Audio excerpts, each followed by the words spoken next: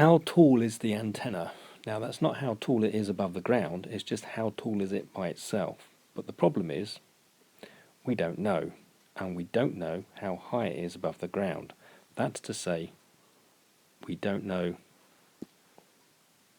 how tall the building and the antenna is, and we don't know how tall the building itself is. So we're going to have to work out two things: total height, which is h1, building height, which I'll call h2. However, what we do know is the angle of inclination from the ground to the top of the antenna, and the angle of inclination from the ground to the base of the antenna, or the top of the building. And that's what these two angles are. So that's to the base of the building, that's to the top of the antenna. So we know these two angles. We also know the distance from ourselves to the base of the building. Now, most buildings go straight up, forming right angle to the ground. So if this is the case, which it usually is with buildings, then basic rules of trigonometry apply. Now I'm going to call the antenna itself x, so we need to find the value of x, or how tall that antenna is. Okay, so we're going to work this out as two separate problems.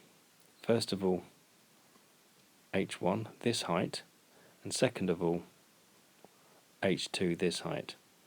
And then simply, when we have the two heights, we just take away one from the other, and that should give us our antenna height.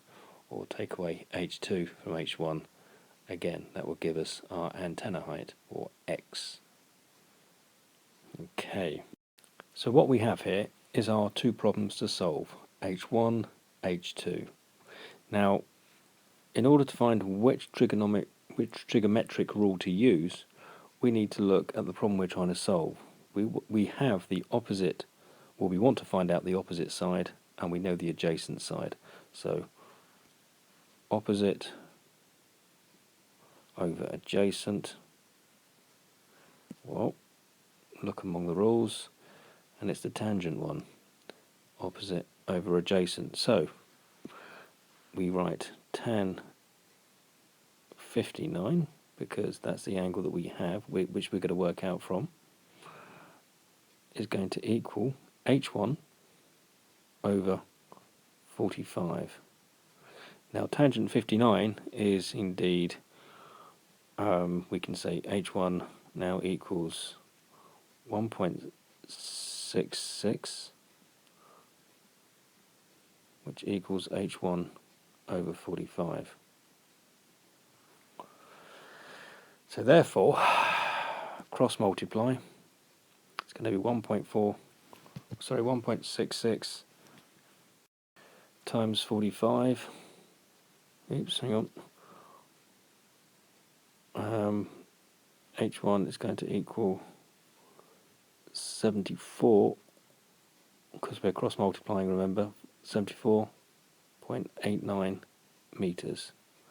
So again, we've just cross multiplied 1.66 times 45. It's going to be h1, which will be 74.89.